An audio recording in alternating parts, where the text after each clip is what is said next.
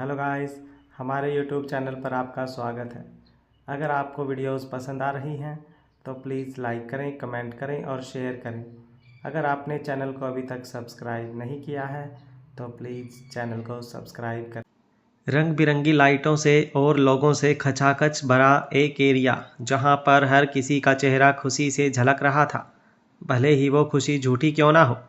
रात के तकरीबन 1 बजे जहां पूरा शहर गहरी नींद में सोया हुआ था, वहीं इस जगह पर दुनिया जहान की रौनक बिखरी हुई थी। लेकिन ये रौनक सिर्फ 4-5 घंटे की और थी। दिन निकलते ही यहाँ की सारी रौनक भी गायब हो जाने वाली थी। तब तो यहाँ पर किसी इंसान का आना बिन मौसम बरसात आने जैसा होगा। और कोई दिन में यहाँ आएगा भी क्यों, क्योंकि दिन में इज्जतदार लोगों के लिए तो यहाँ आना किसी पाप की तरह है। लेकिन सूरज ढलते ही वो इज्जतदार लोग शराफत का चोला छोड़कर यहाँ पर इज्जत का सौदा करने आते हैं। दिन में जो लोग इस जगह को गंदी गालियाँ देते हैं, शाम होते ही वो लोग यहाँ अपने गंदे रंग दिखाने आते हैं। दिन में लोग यहाँ की औरतों को गंदी गालियाँ देते हैं तो रात को उन्हें ही अपने जिस्म की भूख शांत करने के लिए इस्तेमाल करते हैं। अपनी जेब में से चंद रुपए निकालकर किसी मजबूर की आबरू खरीद कर खुद को मर्द कहलाते हैं। और जब जब कोई रो रो कर उनके आगे खुद को छोड़ देने की भीख मांगता है या उनके दिए दर्द से कहराता है तो ये उसे अपनी मर्दानगी की जीत समझते हैं। बेशर्मी और हैवानियत से भरे लोग यहाँ पर सेठ और साहब कहलाते हैं, तो मासूम और मजबूर वैश्या। रेड लाइट एरिया इसी नाम से इस जगह को पुकारा जाता है, जहाँ पर खरीदने वाला इज्जतदार और बेचने वाला बेशर्म कहलाता है। इज्जतदार मर्द पैसे देकर अपने लिए कुछ पलों का सुख खरीदते हैं, लेकिन ये कुछ पल किसी इंसान को कितना दर्द, कितनी तकलीफ़ देते हैं। उस हर पल में वो इंसान कितनी मौतें मरा होगा, ये उन्हें बिल्कुल महसूस नहीं होता। जब जब दर्द की चीखें इन सो कॉल्ड मर्दों के कानों में गूंजती हैं तो इन्हें अपनी मर्दानगी पर गर्व महसूस होता है। अनगिनत कमरों को अपने अंदर समाए बाहर से एक महल जैसी दिखने वाली इमारत के बीचों बीच आंगन में एक लड़की दर्द से कराह रही थी। उसकी चीखें उस इमारत के हर एक कोने में गूंज रही थी। वो लड़की अपने हाथ जोड़े ज़मीन पर अधमरी हालत में बैठी थी और सामने वाले से बस खुद को जान से मार देने की भीख मांग रही थी। उसे इतना ज़्यादा दर्द दिया जा रहा था कि अब दर्द सहते सहते दर्द होना ही बंद हो रहा था।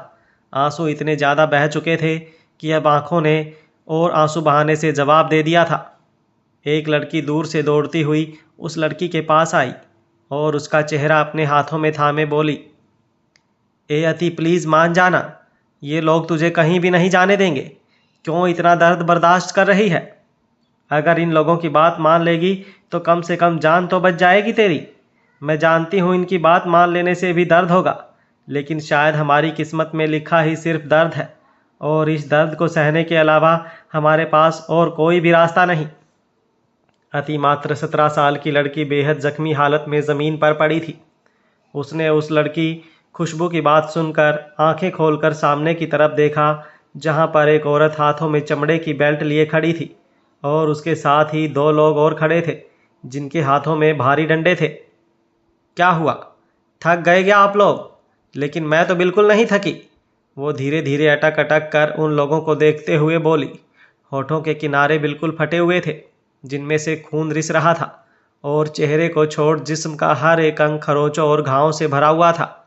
उसकी बात सुन सामने खड़ी मोटी सी महिला, जिसका जिस्म पूरा गहनों से लदा हुआ था, उसने वो बेल्ट वहीं पर फेंकी और उस लड़की की तरफ बढ़कर उसके बाल नोच लिए। एक दर्द भरी सिसकी उस लड़की को हो रही तकलीफ को बयान कर गए।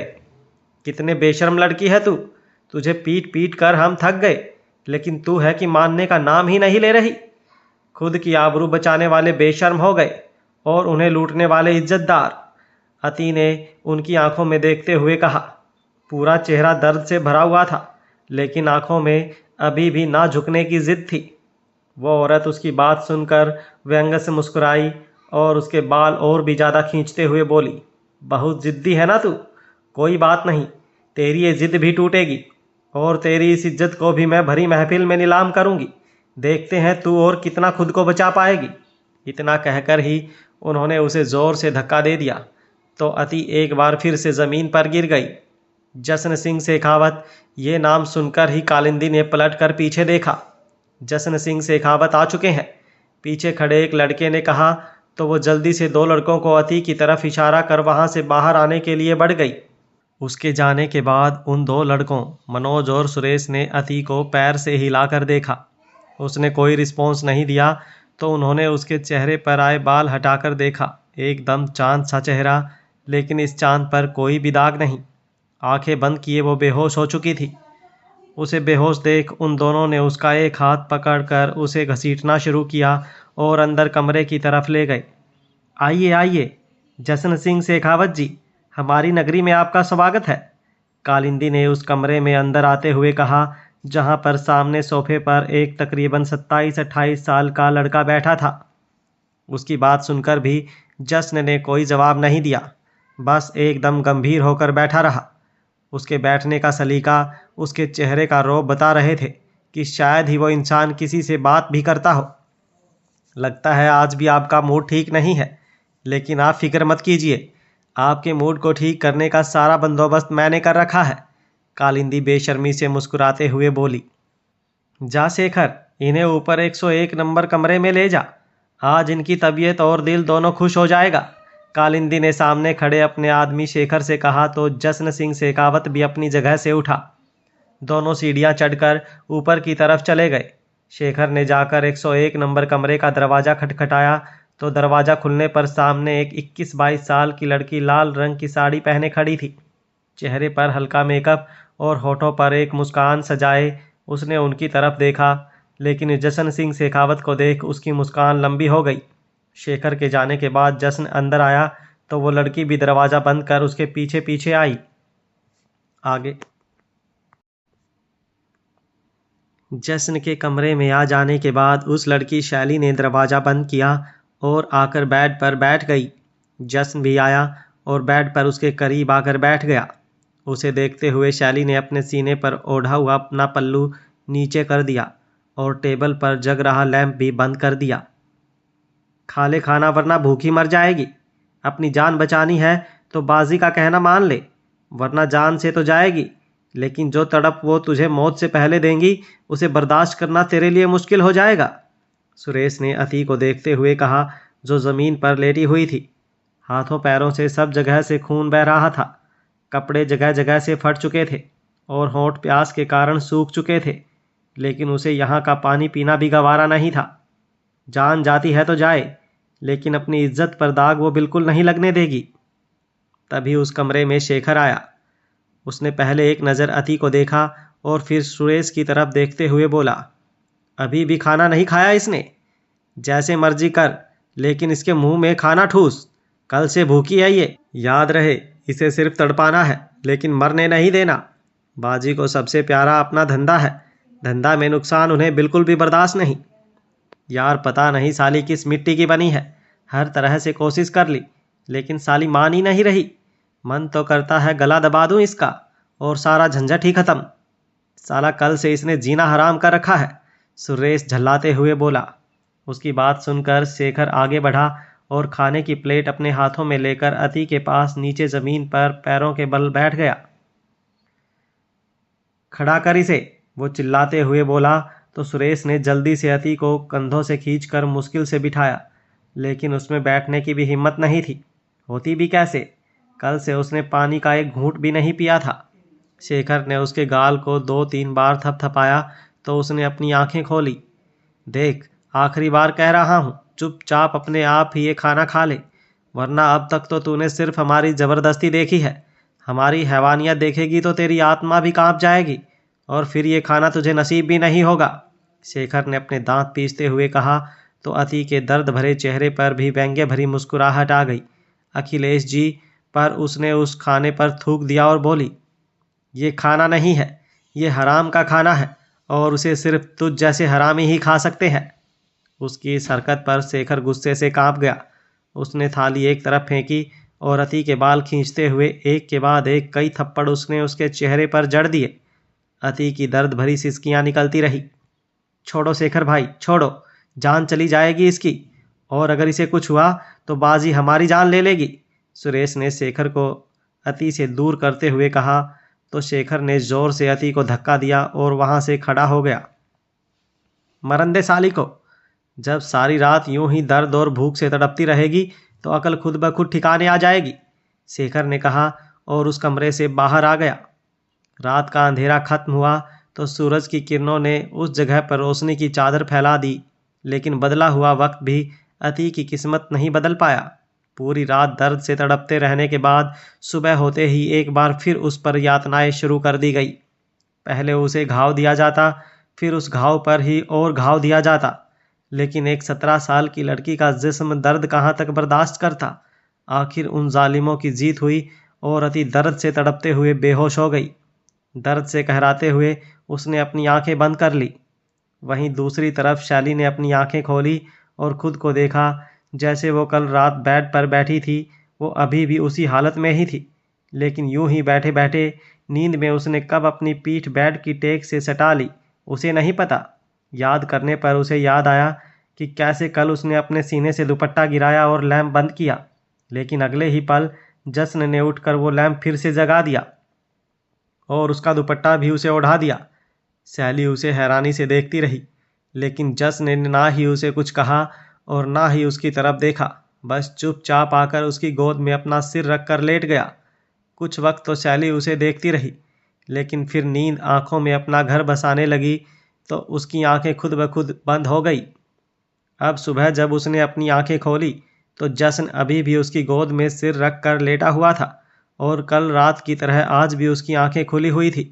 सैली ने आंखें बड़ी कर उसे देखा, क्योंकि उसकी नींद से भरी आंखें देखकर ऐसा लग रहा था जैसे पूरी रात उसने अपनी पलकें भी ना झपकाई हो। साहब, आपने तो कुछ किया ही नहीं, लेकिन अब तो आपका वक्त भी पूरा हो गया। आपके सारे पैसे वेस्ट हो गए। जन्नत की सैर करा देती मैं आपको, लेकिन आपने तो कुछ डिमांड ही नहीं की। खैर, अब आप कुछ करना चाहते हैं तो आपको बाजी को एक्स्ट्रा पैसे देने होंगे। बता रही हूँ, बहुत खुश कर सकती हूँ मैं आपको, शैली ने कहा और उसका सिर अपनी गोद से हटाकर खड़ी हो गई। उसकी बात सुन जश्न ने एक पल के लिए अपनी आंखें बंद की और बेड पर से खड़ा हो गया। उसकी अपनी जेब में से पैसे निकाले और बेड के साथ रखी टेबल पर रख दिए। उसे पैसे टेबल पर रखते देख शैली जल्दी से बोली, कल रात के पैसे आप पहले ही दे चुके हैं साहब, और अब अगर आपका मूड है तो पहले आपको ये पैसे बाजी को देने होंगे। लेकिन उससे कहते कहते ही जश्न पैसे रखकर दरवाजे की तरफ बढ़ गया। खुशियों की तो अब मेरी ज़िंदगी में कोई जगह ही नहीं। बस सुकून तलाश रहा हूँ थोड़ा, पर शायद वो भी अब नहीं मेरे हिस्से में, जश्न ने बिना पलटे ही कहा और वहाँ से बाहर चला गया। सैली बस उसे जाते देखती रही। जश्न उस कोठे से बाहर निकलकर अपनी गाड़ी में बैठ गया, जहाँ उसका ड्राइवर पहले ही उसका इंतज़ार कर रहा था। सैली को तो उसकी बातें और उसका रवैया दोनों ही समझ नहीं आया था, इसलिए बिना उसकी तरफ ध्यान दिए तैयार होने लगी। यूं तो दिन में वहाँ पर लोगों का आना जाना कम होता था, लेकिन बाजी का ऑर्डर था कि हर लड़की हर वक्त कस्टमर के लिए तैयार रहे। डॉक्टर ने अति को इंजेक्शन लगाया और ग्लूकोज की ड्रिप्स भी लगाई। इसे कुछ खिलाइए, वरना सिर्फ बेहोशी नहीं मर भी जाएगी ये। और एक बात आपको बता दूं, इसके मरने से आपके धंधे को बहुत नुकसान होगा।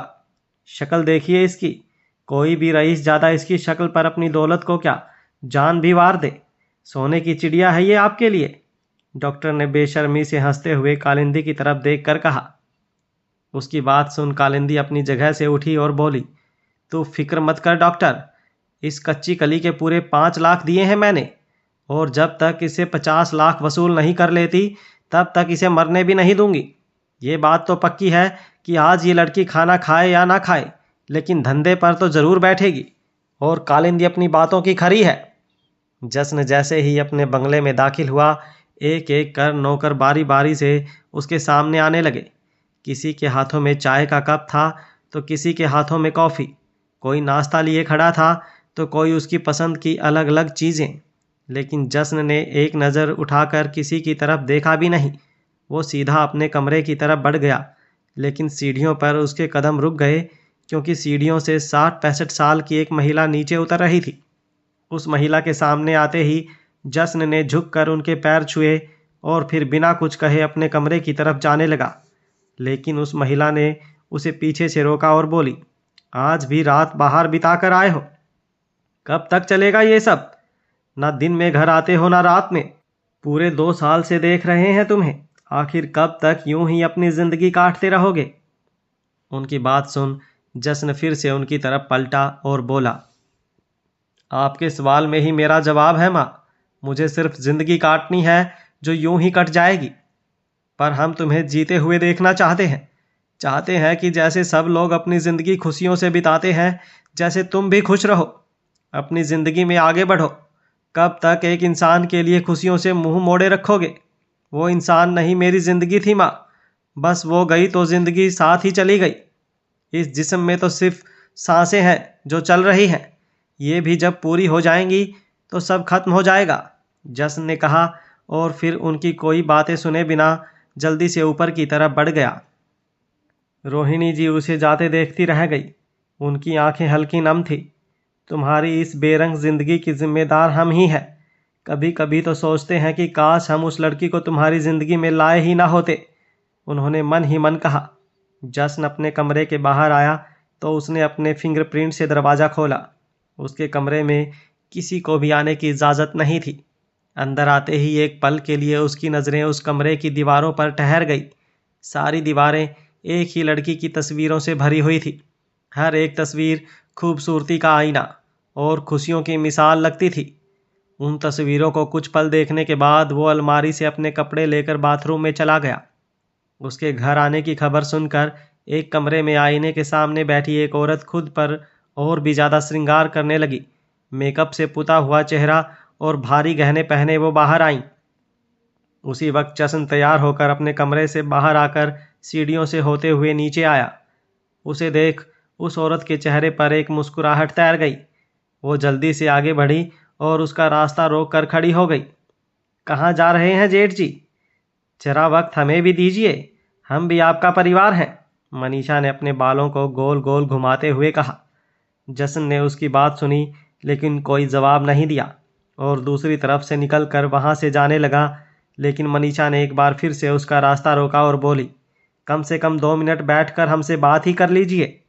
हम तो सारा दिन आपका इंतज़ार करते रहते हैं कि कब आप घर पर आएंगे और मैं अपने दिल की बात आपसे कहूँगी, और आप हैं कि एक बार अपने मुंह से हमारा नाम तक नहीं लेते। तुम्हें जो भी बात करनी है मुझसे कर लो, पर अफसोस मेरे लिए तो तुम्हारे पास 1 मिनट का वक्त नहीं। एक और लड़के हर्ष ने वहां आकर कहा, जो तकरीबन 24-25 साल का था। उसे अचानक से वहां देखकर मनीषा एकदम से सकपका गई और हड़बड़ाते हुए बोली, वो मैं बस आपका ही इंतज़ार कर रही थी। आप आ गए जिम से, मैं अभी आपके लिए नाश्ता तैयार करवाती हूँ। इतना कहकर ही वो जल्दी से किचन की तरफ चली गई। भाई मनीषा की तरफ से मैं माफ़ी। हर्ष ने जश्न से कुछ कहना चाहा, लेकिन जश्न ने एक नज़र उसे देखा और बोला, 10 बजे मेरी मीटिंग है और मुझे लेट होना बिल्कुल पसंद नहीं। इतना कहते ही वो वहाँ से चला गया। उसके गाड़ी में बैठते ही ड्राइवर ने गाड़ी शेखावत एम्पायर की तरफ बढ़ा दी। उसके ऑफिस पहुँचते ही वहाँ पर हर एक शख्स को जैसे सांप सूंघ गया था। ना ही किसी की आवाज़ आ रही थी और ना ही वहाँ कोई हलचल हो रही थी। 12 मंजिली इस इमारत में ऐसा लग रहा था जैसे शायद ही कोई परिंदा भी वहाँ पर अपने पंख फड़फड़ाता हो। सुबह से दिन हुई, दिन से शाम और शाम से रात। हर कोई वहाँ पर इस तरह काम कर रहा था जैसे वो इंसान ना होकर काम करने वाली मशीन हो। लेकिन अगर इन मशीनों से गलती से भी कोई गलती हुई तो जश्न सिंह शेखावत इन मशीनों को अपनी कंपनी से क्या, इस शहर से ही बाहर फेंक देगा। इस कंपनी में ही नहीं, पूरे मुंबई शहर में उसकी इजाज़त के बिना पत्ता तक नहीं हिलता था। एक बार फिर से रात में अपना अंधेरा फैलाया और तन्हाई जश्न को खाने लगी। घर जाने का उसका बिल्कुल भी मन नहीं था, इसलिए उसने ड्राइवर को इशारा किया तो ड्राइवर ने गाड़ी वापस से कोठे की तरफ बढ़ा दी। सर, आप हर रोज़ उस जगह पर क्यों जाते हैं? आप इज्जत वाले हैं, आपको वहाँ जाना शोभा नहीं देता, ड्राइवर ने डरते हुए कहा। लेकिन कहने के बाद उसने अपना चेहरा नीचे कर लिया। इज्जतदार वो नहीं होता जो वहाँ जाता है। अगर वो इतना ही इज्जतदार होता तो उसे दूसरों की इज्जत की ज़रूरत नहीं होती। वो बेचारी तो कुछ पैसों के लिए खुद को किसी और को सौंप देती हैं, लेकिन कुछ पैसे वालों को अपना सब कुछ देकर भी वो नहीं मिलता जिनकी उन्हें तलाश होती है, जश्न ने किसी सोच में डूबे हुए कहा। गाड़ी कोठे के बाहर पहुंच चुकी थी, इसलिए जशन गाड़ी से बाहर आया और ड्राइवर को घर जाने के लिए कहा, लेकिन अपनी आदत के अनुसार ड्राइवर ने मना किया और चुपचाप गाड़ी में ही बैठ गया। ये ले, ये घुंघरू पहन ले, आज तुझे इन्हें पहन के ही नाचना है। जो तेरी सबसे ज़्यादा बोली लगाएगा, माई तेरी इनिंग की ओपनिंग उसी से ही करवाएंगी। श्याली ने बेशर्मी से हंसते हुए कहा और घुंघरू अति की तरफ फेंक दिए। अति ने बेबसी से एक नज़र घुंघरू के जोड़े की तरफ देखा और फिर चुपचाप उनको उठाकर अपने पैरों में पहन लिया। आंखों में आंसू बह रहे थे, जिन्हें अब उसका पोंछने का भी मन नहीं था। बाहर हॉल में कई नामी गिनामी हस्तियां बैठे सेठ और रईस लोग बैठे थे, जिनकी आंखों को इंतजार था उस चिंगारी का जो उनके अंदर लगी आग को और भड़काकर शांत कर सके। उनके हाथों में महंगी दारू के जाम थे, होठों पर गंदी गालियां और आंखों में हवस। म्यूजिक बज रहे थे, लेकिन उनके लिए महफिल अधूरी थी, क्योंकि अभी कालिंदी की जिस खास पेशकश को वो लोग देखने आए थे वो यहाँ नहीं आई थी। जशन सिंह शेखावत भी कोठे पर पहुंच चुका था, लेकिन वो अंदर कमरे में बैठा था। अरे जशन सिंह शेखावत जी, आप हमारी बात पर एक बार यकीन तो कीजिए। चलकर महफिल में अपने कदम तो रखिए।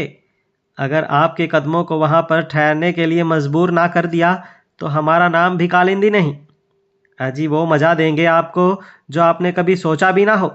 कालिंदी ने बेशर्मी से मुस्कुराकर कहा और पान अपने होठों के नीचे दबा लिया। जशन कुछ कहता उससे पहले ही शेखर वहां आया और कालिंदी की तरफ देखते हुए बोला, माई वो लड़की अति तैयार है आने के लिए, आप इजाज़त दें तो महफिल शुरू करें। कालिंदी ने एक नज़र घूर कर उसे देखा और बोली, अति नहीं, आज से उस लड़की का नाम होगा कुसुम। कुसुम मतलब फूल, और आज से वो लड़की इस कोठे का सबसे हसीन फूल बनकर अपनी महक यहाँ बिखेरेगी। जाओ तुम ले आओ कुसुम को अंदर, तब तक हम जश्न जी के साथ वहाँ पर आते हैं। आखिर इन्हें भी तो दिखाएं कि क्या चीज़ ढूंढ कर लाए हैं हम इनके लिए। कालिंदी ने शेखर से कहा और फिर जश्न की तरफ देखकर मुस्कुराते हुए बोली, अजी ऐसा फूल लाए हैं जिसकी खुशबू आपको उसे खुद से अलग करने ही नहीं देगी और उसे मसलने के लिए आप हरदम बेताब रहेंगे। वो आगे भी कुछ कहती, लेकिन उसकी बात सुनते सुनते ही जश्न अपनी जगह से उठकर अंदर हॉल में चल रही महफिल की तरफ बढ़ गया। कालिंदी ने हैरानी से उसे देखा और फिर मुस्कुराकर उसके पीछे पीछे चली आई। जशन सिंह शेखावत उसके कोठे में चल रही महफिल की शोभा बढ़ाएगा, ये उसके लिए बहुत बड़ी बात थी। वो इस शहर का ही नहीं बल्कि पूरी दुनिया का बेताज बादशाह था और उसके तो कदम जहाँ भी जाते वो जगह सोना बन जाती। जशन वहाँ आया तो वहाँ खड़ा ही रहा। उसके आते ही एक लड़की वहाँ आई जिसने पिंक कलर का लहंगा पहना था, जिसका ब्लाउज मुश्किल से उसके उभरे हुए अंगों को ढक पा रहा था और उसका पूरा पेट और कमर साफ दिखाई दे रही थी, लेकिन उसके चेहरे को घूंघट ने ढका हुआ था। जशन ने उस लड़की को देखा तो देखता ही रह गया। कालिंदी जो उसके पीछे ही खड़ी थी, उसका हाथ पकड़कर उसे वहाँ बिछाए हुए गद्दों की तरफ ले गई। जशन जिसकी नज़रें उस लड़की पर टिकी हुई थी वो भी बेख्याली में नीचे बैठ गया। उस लड़की पर सिर्फ उसकी ही नहीं, वहाँ पर बैठे हर आदमी की नज़रें टिकी हुई थी, जिन्होंने अपने हाथों में महंगी दारू के जाम पकड़ रखे थे और जिनकी नज़रों में इस वक्त सिर्फ हवस दिखाई दे रही थी। कोई उस लड़की को देखकर अपने ही होठों को काट रहा था तो कोई उसकी पतली कमर को देखकर अपनी जीभ अपने होठों पर फिराने लगता और अपने हाथों से उसे किसी फूल की तरह मसलने का इशारा करता। जाम हाथों से पिलाकर तुम्हें मदहोश कर दूंगी। गाना बजना शुरू हुआ और साथ ही उस लड़की के पैरों में पहने घुंघरू भी खनकने शुरू हुए, जिसके जिस्म का हर एक अंग दर्द से तड़प रहा था। उसे नाचते देख सबको मजा आ रहा था। मैं तेरी सांसों में घुलकर तुम्हें मदहोश कर दूंगी। जिसकी एक कदम चलने की हिम्मत नहीं थी वो अपने हाथों से अदाएं बिखेरते हुए गोल गोल घूम रही थी। वहाँ बैठा हर आदमी जो खुद को बाहरी दुनिया में नेक, इज्जतदार, नरम दिल इंसान कहलाता है, यहाँ बेशर्मी का चोला पहन उस मजबूर के थिरकते हुए कदमों के साथ थिरकते हुए जिस्म को अपनी आंखों से ही नोच रहा था। वो सब बैठे बैठे अपनी आंखों से ही उसकी आबरू को लूट रहे थे। उनमें से एक आदमी बेशर्मी से नशे में टुन अपनी जगह से उठा और अति की तरफ बढ़ गया। जाम हाथों से पिलाकर तुम्हें मदहोश कर दूंगी। अति अपनी आंखें बंद किए अपने दर्द को अपने होठों में जब्त किए नाच रही थी और गाना बज रहा था कि उस आदमी ने उसका हाथ पकड़ लिया। अति ने एक झटके से अपना हाथ छुड़ाया और फिर से नाचने लगी। उस आदमी ने उसे खुद से दूर जाते देख अपने जेब से पैसे निकाले और उस पर उछलने लगा। उसे देखते हुए एक आदमी और अपनी जगह से उठा और उन दोनों की तरफ बढ़ गया। वो भी अति के करीब हुआ और उसे छूने की कोशिश करने लगा, लेकिन अति गोल गोल घूमते हुए उनसे दूर हो गई। तो उस आदमी ने भी अपनी जेब में से हरे हरे नोट निकाले और उसके ऊपर गिराने शुरू कर दिए। एक और आदमी अपनी जगह से उठा और नशे में लड़खड़ाता हुआ अति के पास पहुंचकर उसके घूंघट को उठाने की कोशिश करने लगा, लेकिन हर बार अति उससे दूर हो जाती। उस पर इस तरह सब तरफ से पैसे गिरते देख कालिंदी के चेहरे पर बेशर्मी की मुस्कुराहट और भी ज़्यादा बढ़ गई। लेकिन इन सब में जश्न का ध्यान सिर्फ उसके पैरों पर था, जहाँ से शायद खून बह रहा था, क्योंकि नीचे फर्श पर हल्के हल्के लाल धब्बे बन रहे थे। उन तीनों में से एक आदमी आया और कालिंदी की तरफ नोटों की गड्डियाँ फेंक कर वापस अति के पास आया और उसका हाथ पकड़कर वहाँ से ले जाने लगा। एक और आदमी कालिंदी के पास आया और उसने पहले वाले आदमी से भी ज़्यादा रकम कालिंदी को दी और जाकर अति का दूसरा हाथ पकड़ लिया। अति उन दोनों से ही अपने हाथ छुड़ाने की कोशिश कर रही थी। क्या हुआ? आप सब लोगों को ऐसी कच्ची कली फिर नहीं मिलेगी चखने को। करिए अपनी जेब थोड़ी ढीली कीजिए और बनाइए अपनी रात को रंगीन। कालिंदी ने मुस्कुराकर सबकी तरफ देखकर कहा तो सबकी नज़रें एक बार फिर से अति की तरफ चली गईं और उनकी आंखों में हवस दूर से ही उसे नंगा करने लगी। आखिर में एक आदमी ने 6 लाख रुपए दिए और अति का हाथ पकड़कर उसे अलग कमरे में ले गया। फिक्र मत कीजिए आप सब लोग, आप सब के लिए भी मैंने खास इंतज़ाम कर रखे हैं, कालिंदी ने कहा तो शेखर एक साथ कई लड़कियों के साथ वहां पर आया जो लाइन में खड़ी हो गई। उसी वक्त जश्न अपनी जगह से खड़ा हुआ और कालिंदी के सामने जाकर खड़ा हो गया। उसके हाथों में नोटों से भरा एक बैग था जो अभी अभी उसके एक आदमी ने लाकर उसे दिया था। उसने वो नोटों से भरा बैग कालिंदी के सामने खोला तो हैरानी और चमक से कालिंदी की आंखें बाहर आने को हो गई। उस बैग में तकरीबन 50 लाख रुपए थे, लेकिन उनमें से कोई भी लड़की इतनी महंगी रकम की नहीं, ये सब तो बस 20-30 हज़ार वाली हैं, कालिंदी ने हैरानी से कहा। जश्न हल्का सा व्यंग्य के साथ मुस्कुराया और बोला, मुझे इनमें से कोई चाहिए भी नहीं, मुझे वो लड़की अति चाहिए। कालिंदी हैरानी से उसे देखती रही। वहीं दूसरी तरफ वह आदमी जो 6 लाख रुपए देकर अति को कमरे में लाया था, उसने कमरे में आते ही अति को बिस्तर पर पटका और अपने कपड़े उतारने लगा। उस आदमी ने अपनी शर्ट उतारी और अति की तरफ बढ़ गया। साली बहुत आग है तेरे में, लेकिन आज मैं तेरी इस आग को ठंडा करूंगा। तेरी इस जवानी को चखने वाला मैं पहला आदमी हूँ, लेकिन आज तुझे अफसोस होगा जवान होने पर। आज सारी रात मैं तुझे किसी जाम की तरह पीऊँगा और अगर तूने मुझे खुश किया तो तुझे अपनी रखैल भी बना लूँगा। ये सब बातें सुनकर अति की सिसकियाँ निकल रही थी। उसके आंसू उसके गालों को भिगो रहे थे। पूरे बदन में दर्द हो रहा था, लेकिन अब आत्मा भी छलनी होने जा रही थी। लाश और उसमें सिर्फ यही फर्क था कि लाशों के आंसू नहीं बहते और उन्हें कोई दर्द महसूस नहीं होता, पर लाशों की तरह उसकी अंतरात्मा मर चुकी थी। उसका जिस्म बस एक मांस का टुकड़ा बन चुका था जिसे कोई भी नोच सके, कोई भी खाकर खुद को संतुष्ट कर सके। वो आज इंसान से सिर्फ एक चीज़ बनकर रह गई थी जिसे इस्तेमाल करने वाला जब तक मन आए तब तक इस्तेमाल करे और जब मन भर जाए तो फेंक दे। पर साहब उस लड़की की बोली लग चुकी है और पहले ही एक आदमी उसे 6 लाख में एक रात के लिए खरीद चुका है। आप सुबह तक का इंतज़ार कर लीजिए, तब तक उस लड़की को मैं एक दिन के लिए क्या पूरे 5 दिनों के लिए आपको सौंप दूंगी। फिर जितने मज़े आपको लेने हो आप ले लीजिएगा, लेकिन फ़िलहाल इनमें से कोई पसंद कर लीजिए। ये सब भी बहुत मस्त है, जन्नत की सैर करा देंगी। कालिंदी ने जश्न को सामने खड़ी लड़कियों को एक नज़र देखते हुए कहा। जश्न ने उसकी बात तो सुनी, लेकिन उन लड़कियों की तरफ एक नज़र भी नहीं देखा और अपनी जेब में हाथ डाल पूरे एटीट्यूड के साथ बोला, अगर वो लड़की मुझे नहीं मिली तो तुम्हें नर्क की सैर कराने की जिम्मेदारी मेरी। उसकी बात सुनकर ही कालिंदी के हाथ पैर कांपने लगे थे। सामने खड़े जिस शख्स ने उसे धमकी दे दी थी उसकी एक आवाज़ पर ही ना जाने कितने लोगों का नामो निशान तक मिट चुका था, तो उससे वो कैसे दुश्मनी मोल ले सकती है। उसके कोठे का उसूल था कि आज तक एक बार जिस लड़की को बुक कर लिया गया उसकी बुकिंग कभी कैंसिल नहीं होती थी, लेकिन आज जश्न के लिए उसे अपना उसूल भी बदलना पड़ रहा था।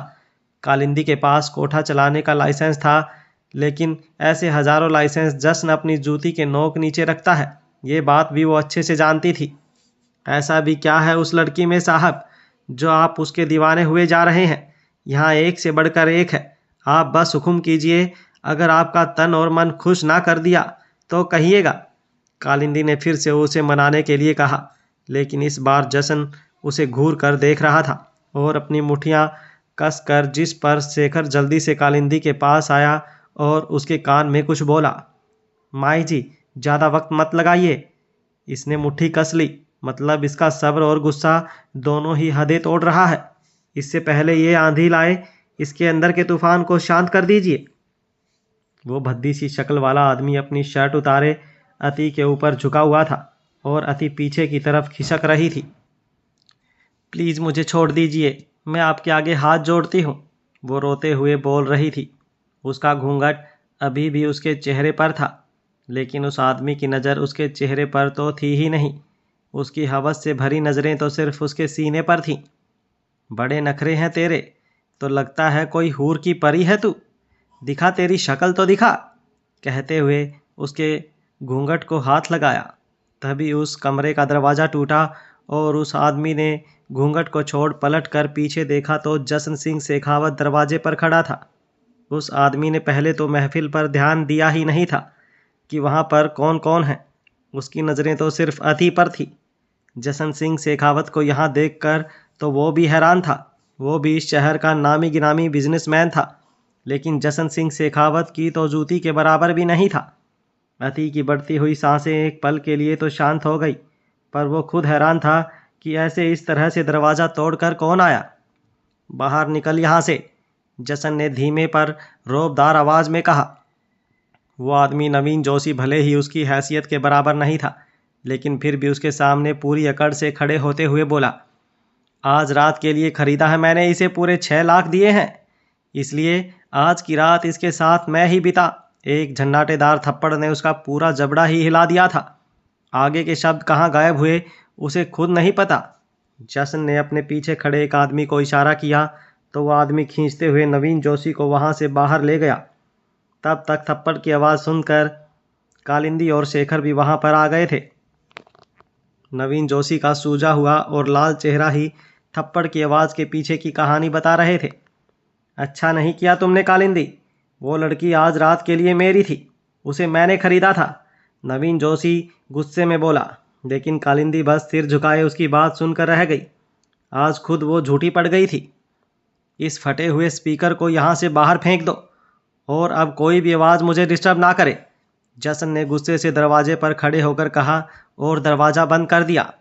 अति घबराई हुई बेड पर दीवार से लगकर बैठी हुई थी। मेरे पास पैसे नहीं हैं जो मैं आपको वापस देकर अपनी कीमत चुका दूं, लेकिन प्लीज़ मेरा यकीन कीजिए, मैं आपके पैसे लौटा दूंगी। प्लीज़ मुझे छोड़ दीजिए, मैं आपके आगे हाथ जोड़ती हूँ। कहते हुए उसने अपने घुटने भी पूरी तरह से मोड़ लिए। तुम्हें चोट लगी है ना, तो दर्द हो रहा होगा। उसकी बातों को अनसुना कर जश्न ने कहा तो अति ने घूंघट से ही ना में सिर हिला दिया। जश्न उसकी तरफ बढ़ा, लेकिन वो खुद में ही सिमटे जा रही थी। प्लीज़ दूर रहो मुझसे, प्लीज़ मुझे मत छूना, कहते हुए अति ने एक बार फिर से उसके आगे हाथ जोड़ लिए, लेकिन जश्न उसकी तरफ बढ़ रहा था। अति उसे अपने पास आते देख एकदम से खड़ी होने लगी, लेकिन तभी एक आह की आवाज़ के साथ वो नीचे बैठ गई। उसके पैरों का दर्द उसे उठने की इजाज़त भी नहीं दे रहे थे।